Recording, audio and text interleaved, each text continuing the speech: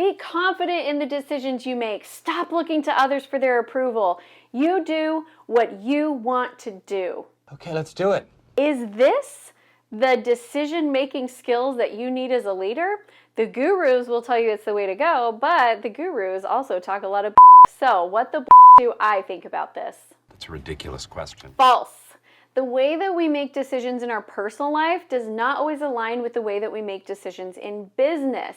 And if you want to be a powerful decision maker, you've got to learn the skills that leaders use in order to make great decisions. Making decisions is literally part of your job as a leader, so you've got to be confident with it. I guess we should go tell the troops. Yeah, when I'm ready, Mike. So in today's video, we are going to talk about why decision making is so critical as a leader. Then we're going to give you some tips to help you be more confident in your decision making so that you can move forward and know that you're on the right track.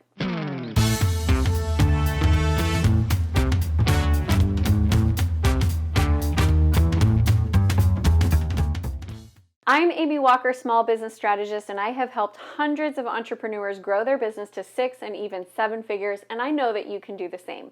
Indecision is incredibly expensive in business.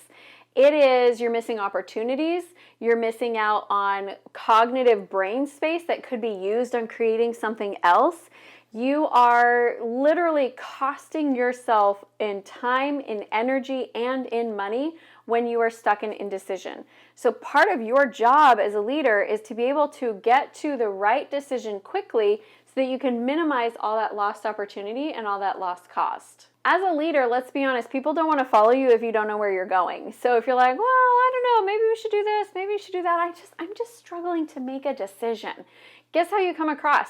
Weak, confused, lacking vision, don't know where you're going. If you have team members who are consistently trying to take over your role of power and tell you what you need to be doing, part of it could be because you come across as indecisive and they think that you don't know what you want, so they might as well tell you what they want. Being able to successfully make decisions and feel confident in them is a sign of trusting yourself. And if you struggle with that self-trust, it is going to show up and bleed into other areas of your leadership. So decision making is actually a really great place to practice and exercise that self-trust muscle. There you go, boys. See how Papa takes care of you? So let's talk about these leadership decisions. As a leader, you're going to make a lot of decisions. Some of them are going to be small, some of them are going to be big. I want you to pay attention to when you're agonizing over small decisions. That really is a symptom of being a little bit low on self-trust and you just don't know that you're going to make the right ones. So sometimes practicing on the small decisions will help increase your confidence for the big ones. So how do you get really good at making decisions? I have a recipe that I follow, which is my gut plus the data plus the opinions of experts.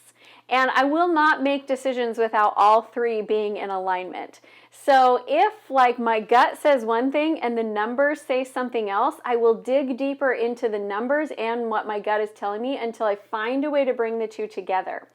If there's an expert out there and the expert is telling me something that doesn't line up with my numbers and my gut, then I know that that's not the right expert for me because they don't understand my situation well enough.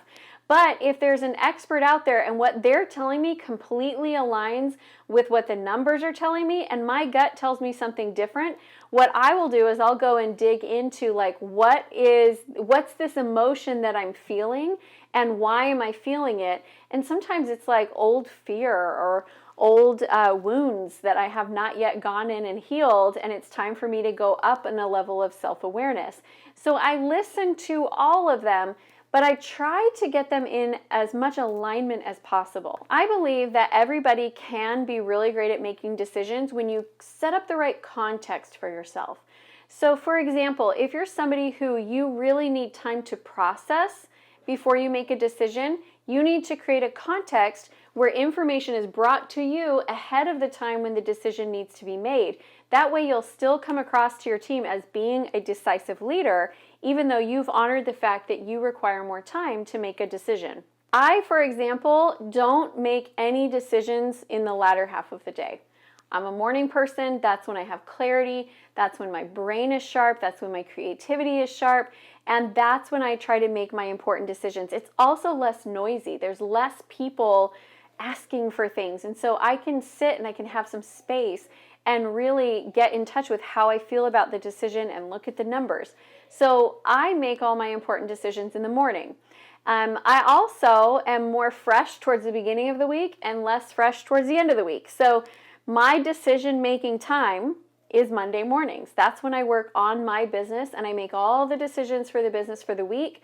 I do that the first Monday morning of the month is when I make the decisions for the month, and I make all the decisions for the next year that I can see. I mean, there's a lot of things that come up, but I make those at the end of the year, like November, December, sometimes even October, so that I can just be ahead of that curve. I like to feel like I'm ahead of the decisions that are coming instead of things being thrown at me and then I have to make a quick decision and I don't really have time to go through my process. I will go render my decision. I will be back anon. My next tip for you is to get rid of all unimportant decisions. Like truly, what are you going to wear? Who cares? What are you going to eat? Who cares? This is a actual leadership decision-making strategy, is to get rid of all unimportant decisions so that your brain is not so bogged down with the decisions that you need to make. So for example, I know a healthy breakfast, actually I have 2 healthy breakfasts that I like that give me good energy. So I literally just rotate through which one I'm gonna have. Let's talk about clothes. If you notice in my channel, in the beginning, I was always trying to come up with a new outfit and then I just got a logo shirt. And then I got bored of the logo shirt and I was like, you know what, maybe I should start trying to like actually wear outfits again. And then I was like, forget this. It's too much effort to think of what should I wear in every video. So now each playlist has its own outfit, and I think I will be doing this for a long, long time because I hate the process of trying to figure out what I'm going to wear. I have a couple of stage outfits. Each year, I'll be like, all right, what's my stage outfit for the year? And I'll just get 1 or 2 outfits and I'll wear that every single time that I go. So simplify. This is why like Steve Jobs always wore black turtlenecks. He didn't want to have to think about unimportant decisions. So right now, I want you to look for the unimportant decisions that are taking up a lot of brain space for you. Is it like, what should I get for birthday presents or Christmas presents for my family members? What should I write in this email?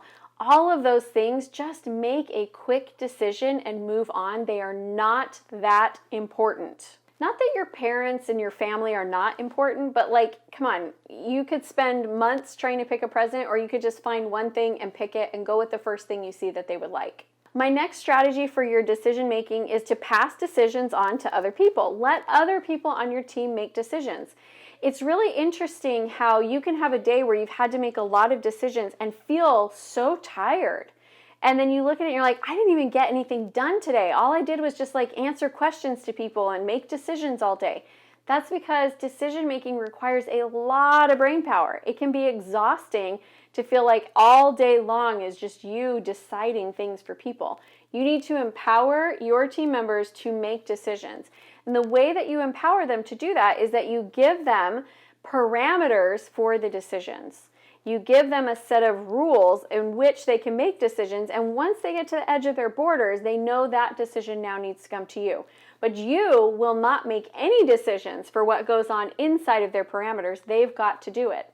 The second thing is you can give them a budget that helps support their decisions, that they know they can't spend more, but they know that they have some money to work with when they're trying to solve a problem. Most sacred thing I do is care and provide for my workers, my family. Now, I am a big believer that you don't have to know everything in your business. You don't have to know how to do everything, but you do need to be educated enough in what's going on in your business to know if it's going well, to be able to see if your team is being successful, to be able to know if like somebody is selling you some snake oil and you're buying their story at a high cost.